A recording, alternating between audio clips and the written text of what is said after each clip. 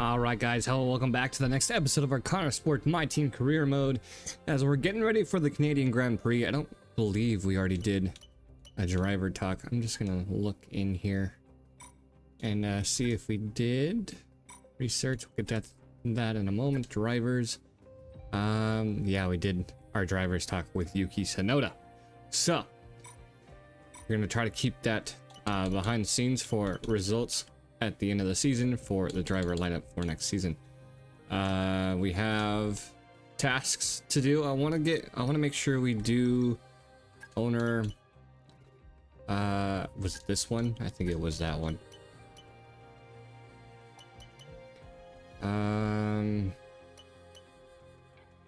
What do we really need to work on? We need to get our driver, our team rating up. That's what we need to do. Department focus. Where do we need to focus the most? I still having issues navigating this. I think it was aero or chassis in the development side. Yeah, it was chassis in the development side that we need to improve on. So we'll go ahead and do that. Department focus, chassis, and then nothing for today.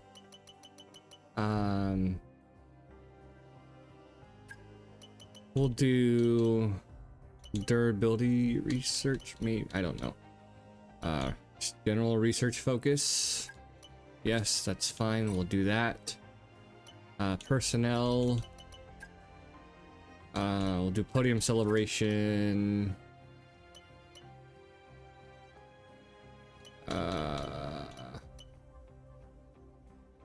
Driver wellness session, chassis focus.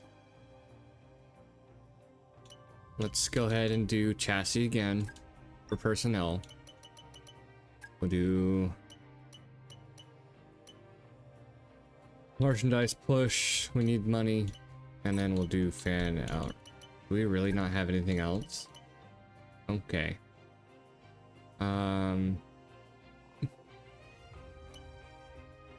We'll reduce running costs. We'll do fan outreach. That way we can save a little bit of money in the long term. I think that's how it works. But we'll figure it out as we go along. Previous results from the last episode. We had Cali Mayer P7 and Jackson P3 after a pretty awesome race in Spain. No new liveries for this episode.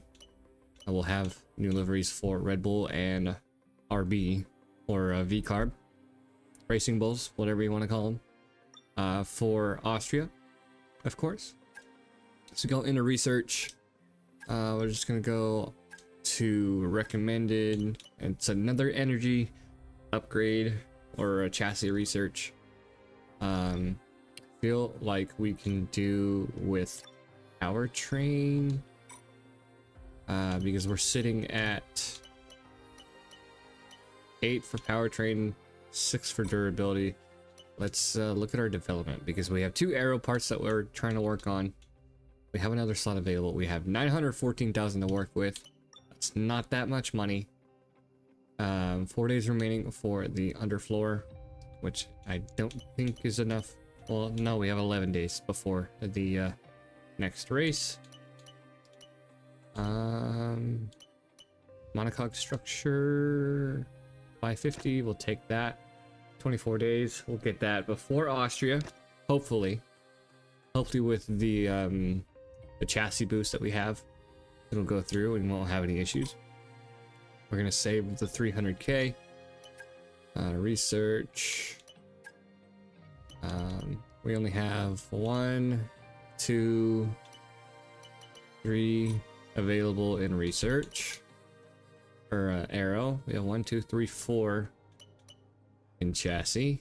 We have 1, 2, 3 in powertrain. We have 1, 2, 3, 4 in durability, 5 in durability. We'll go durability for the turbo. We'll get that right after Canada, hopefully. And go from there. 1,800 resource points. It's been a minute since we recorded the last episode, so we're trying to blank here, trying to remember how to say things. As we look at our R&D chart, going into race number 10, we're still up there with the likes of Red Bull, Ferrari, Mercedes, as Williams, Alpine, Aston Martin are all down at the latter half of the grid. So, as long as we keep scoring decent points and getting our upgrades in, I felt like we're not doing enough. But we need to put some parts on Aiden Jackson, which I don't quite remember who we raced as last episode. I'm gonna go ahead and take a quick look. I believe we drove as... No, we drove as Jackson, right? Results, trophies. Yeah, we drove as Aiden Jackson last episode for P3. You're 10 points apart on the team.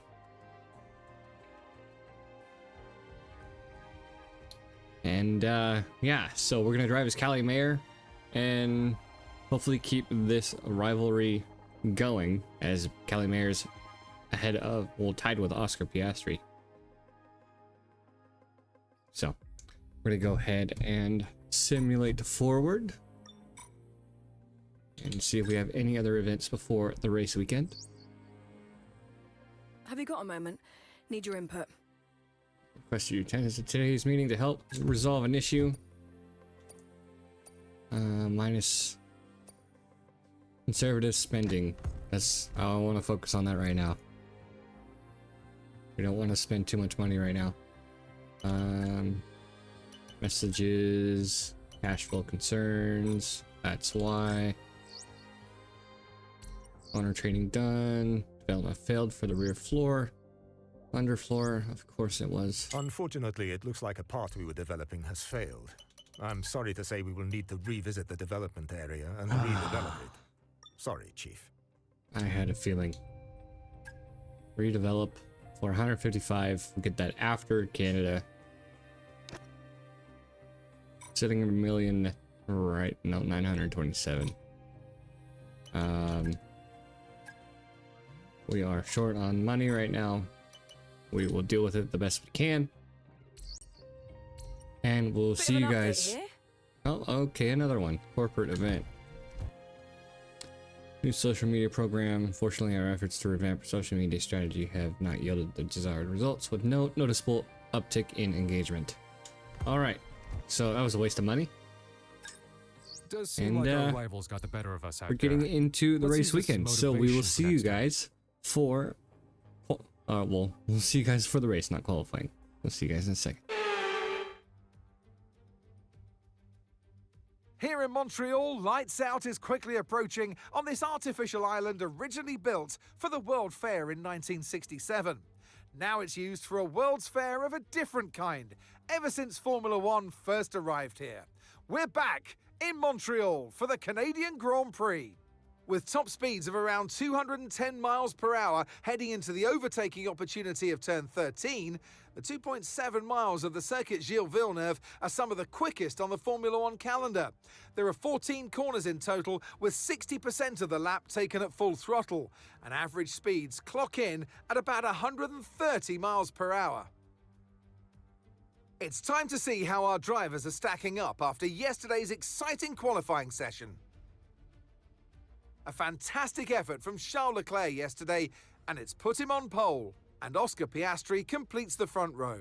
Considering the rest of the grid, we have Hamilton, Verstappen, Lando Norris, and Sainz, Mayer, Jackson, Albon, and George Russell, Gasly, Antonelli, Esteban Ocon, and Hadjar, Behrman, Stroll, Yuki Tsunoda, and Gabriel Bortoleto, Fernando Alonso, Hulkenberg, Doohan, and Liam Lawson rounds off the grid. And now it's time to head down to the track. And alongside me in the commentary box today, former racing driver herself, Naomi Schiff. Oh, Canada. Oh, Oh, Canada, what a track this is, and what a challenge for the drivers this weekend. Long straights, heavy braking zones, and a very green surface to start with. This happens to be one of the drivers' favorites. It is a low downforce circuit that is fast and flowing, but it is also demanding on the brakes. And be careful, because let's not forget the wall of champions that catches out so many. Here we go then, the formation lap gets underway and the excitement here is building as we near ever closer to the start of the race. Which team will come out on top? Who's got their strategies right for today's race? Well, we'll soon find out.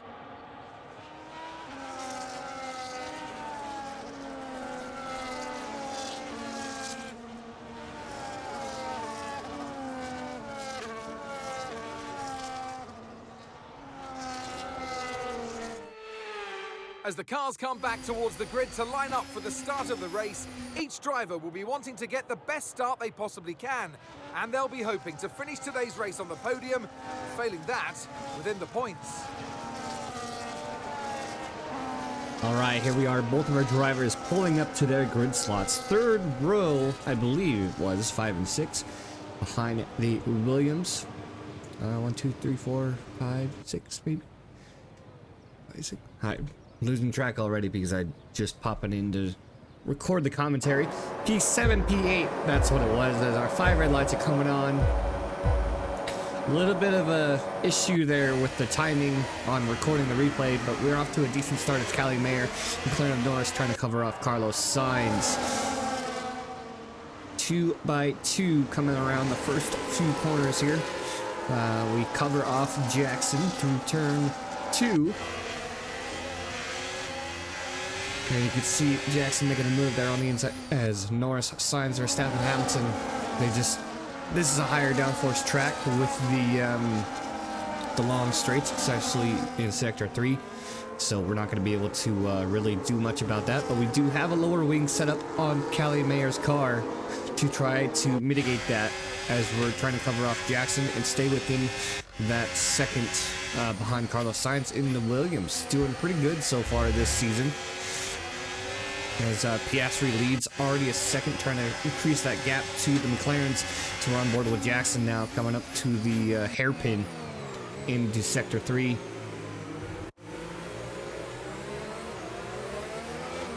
Just going through the rest of the grid here as we're down to Gasly and Zanelli, the 2 Hasses of Ocon, Behrman, the Russell Gasly fighting for position, as well as a few others, Bortoletto and Alonso there in the backfield. As I believe that's Bortoletto on the outside, Alonso on the inside. As we move on to lap 2, continuing down the rest of the grid. A little bit of a issue with the graphics there again, as couldn't do much about it when we were recording the replay. Making sure that we have our drivers updated while we're doing these episodes for you guys. Sonoda, Pete, 20, Lawson, and doing the round out the rest of the grid as we're about halfway through lap 2 now. Returning to the back of the front of the grid. Piastri leading 1.8 seconds and increasing that gap. Hamilton within 0.2 behind Leclerc. Norris, same traffic. Just Leclerc to Mayer, or Leclerc to Verstappen is the pack, and then Mayer's trying to fight within the points to get ahead of Verstappen here as we're on board with Carlos Sainz coming past that hairpin. You can see Mayer ahead trying to put pressure on Verstappen. See what kind of move we can make here as Callie Mayer. Sainz moving on the outside of the chicane before the wall of champions. We try to make a move on Norris, who was overtaken, but not quite. We took a lot of curb there, and luckily we didn't get a warning. No, I actually do believe we got a warning there for corner cutting on that. But that's going to be pretty much the start of this race. A lot of battling going on along that back straight as we're quick transition. It was my mistake during the recording, but Lando Norris is going to be pulling the inside line here as we're going from sector 1, or no, we're in sector 2 now. Still trying to relearn where all the sectors are in the games because we did take that break from F1 24 as Norris and Mayer are fighting for position. We're just inside the range for DRS against Verstappen to try to make a move here, as a lot of the position changes are going to be happening here in Sector 3. So, see the opportunity to take a move on Verstappen. Little bit of a scrape on the wall there as we move up into P4. Moving on to lap 4. And that battle is going to be continuing. Norris made a move on Verstappen, I believe, on lap 5, as we're on lap 6 now, as Norris is up close. About 2 seconds between Leclerc and Hamilton, and then another 2 seconds between Hamilton and Piastri. So Ferrari looking very strong for a double podium finish, as we see the car jerk a little bit as we're looking to make a move on Leclerc for P3. Not going to be moving away from that. Make a little bit of contact on the wall, and they move towards, or on our tires, and then Leclerc moved towards the wall. And I was questioning that move because he made a late move before the braking zone. It was a valid move, but we just decided to give that position back here in Sector 2 on lap 7, because I wasn't sure if that was a legal move on my part, because I didn't get any warnings for contact, no warnings for corner cutting or anything. It's just I myself didn't feel like that was a proper overtake because of the contact and the late move before braking. But we have Norris right on our gearbox here as we're trying to make a move on Leclerc yet again. 3.8 seconds is the gap between Leclerc and Hamilton. And then 2 seconds to Piastri, who's really holding on to the lead. We're moving on to the inside now to try to get Leclerc to move to the inside. Now we have our switchback here coming into the chicane. Very nice shot from the Wall of Champions as we make a legal move on Leclerc now for P3. Just looking through the rest of the grid here. Jackson still sitting back in P8 against Carlos Sainz in P7. Verstappen P6. On board with Jackson now, lap 11. Trying to fend off against Carlos Sainz, Albon P9, as we see Carlos Sainz coming into the pits off of the medium tires, which I believe is the first set of pit stops, and I believe it's going to be a 2-stop. So that's a very early stop for mediums for a 1-stop. And we're just trying to see who else is coming in. It looks like the V-Carbs are coming in of Hadjar, and then Lance Stroll of the Aston Martin outfit. And so we see Hulkenberg and Doohan, they're still out on track. So we see them overtake. So, no, Doohan did stay out. No, Doohan, Hulkenberg, Stroll, Hadjar. Those are our 4 pit stops, alright. A little confusing still trying to understand the transition changes, and I don't know what the gap is on my timing table. If you guys do know, please let me know what's going on, because I'm the only one that is getting this. I've looked through my settings, I've asked a handful of people that have been doing career modes, and I honestly don't know what's going on with my timing table. So we're moving on to lap 12. Albon now and the other Williams coming into the pits, and it looks like that's going to be George Russell coming in behind him for the second set of pit stops. Here on lap 12, Piastri leading Hamilton 1.8. Another 6 seconds, just about 6 seconds between Hamilton and Callie Mayer for the top 3, as she is still fending off Charles Leclerc. Jackson still sitting P7. A little bit of a slow start, I believe it was, on the Mercedes. So we see Bortoletto in, Alonso in, Tsunoda in as well. Going through the rest of this grid, see what kind of battles are going on during the pit stops.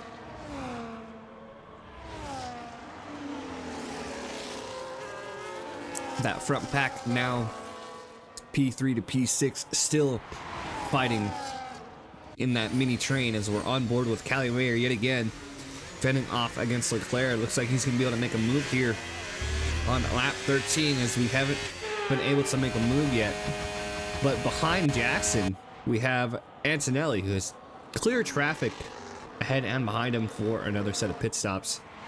So that battle between Mayer and Leclerc is going to continue throughout this lap as we're looking through to see who else is going to be coming in on their pit stops and see who all else is going to be on a one stop. So it looks like the top 6, top 7 are all going to be on one stop because Sainz and Albon did go in for theirs already. Going through the grid yet again, Behrman coming out pretty low in the standings as we have Mayer just holding up that train of cars.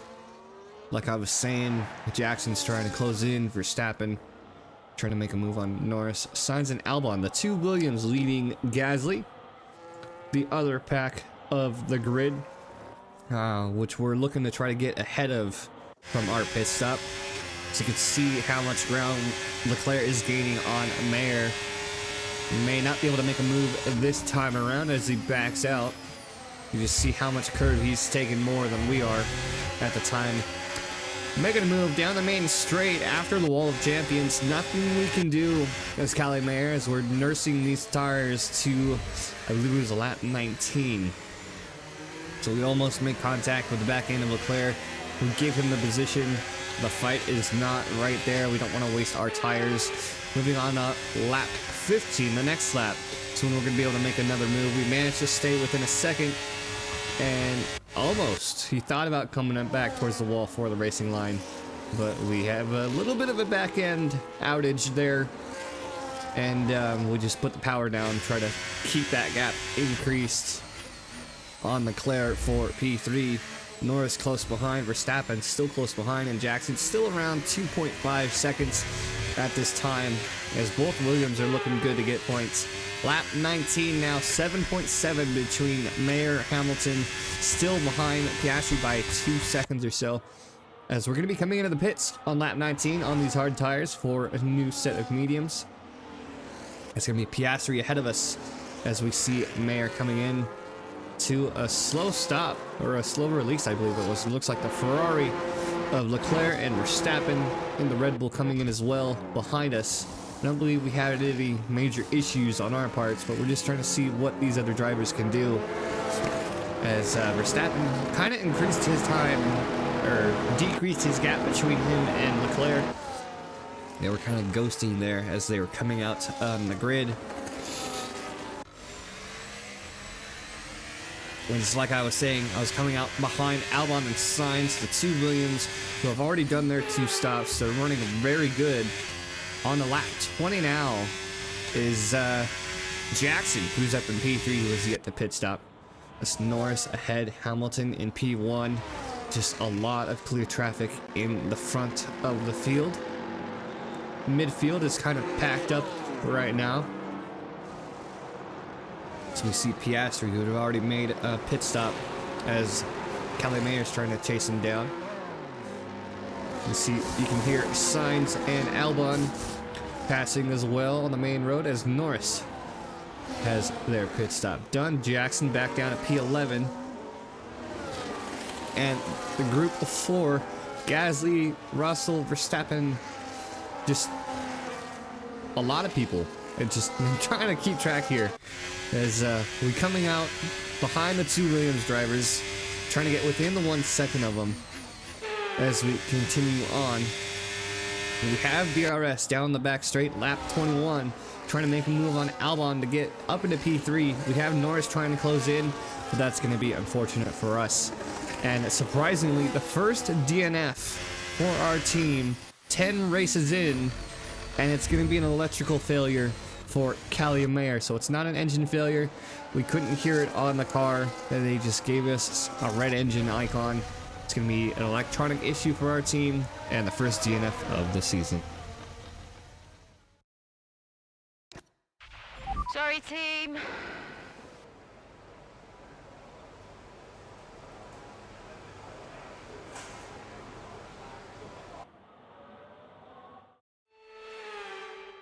And extending his already record-breaking winning record, it's Lewis Hamilton to the line for victory. What a true show of character to fight through the grid the way they did, to not get beat down by starting so far down, and to come back and win it all. Just goes to show how strong this driver is.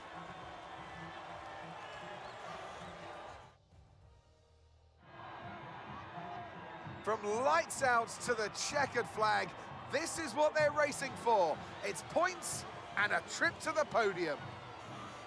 It's a familiar sight in Formula One, and here it is once again. Lewis Hamilton with the trophy held high, celebrating a masterful victory.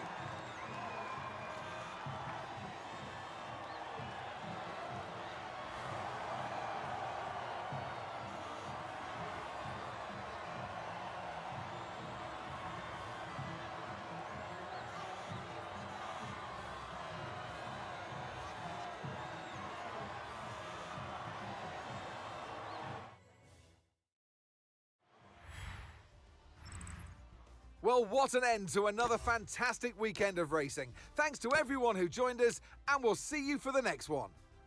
All right, there we have it. The results for the Canadian Grand Prix. Lewis Hamilton on top and a double McLaren podium for a decent amount of points. Aiden Jackson moving up from P8 to P6 with our retirement as Callie Mayer, which was very unfortunate. We were running a very good race there against Leclerc, and then Lando Norris actually jumped to Leclerc through the pit stops because we were sitting behind the Williams.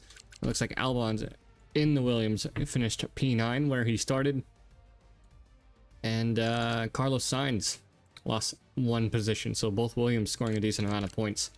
So we go over to the standings. Max Verstappen 22 points ahead of Lando Norris, and then Lewis Hamilton following for the third place spot. Oscar Piastri getting on the podium and increasing his points, tied with Callie Mayer to now tied with Charles Leclerc at 104, as Aiden Jackson is only 2 points behind. So we're going to be driving as Aiden Jackson in the next episode to see if we can increase that inner that battle between the team, as Konnersport sitting in P4 behind a Red Bull at 216, still trying to hold our lead against Mercedes, as McLaren is trying to push against Ferrari. 15-point gap between them. Another 34 points between Red Bull and P2 in the constructor standings. I hope you guys enjoyed. It was a fun race, even though it may have been shorter. I know I usually try to stretch out my DNF races to make it look like it's a decent race, but I know some of the boring races are shorter as well. But first DNF of the season here in Canada, and we'll see you guys in the next episode for Austria.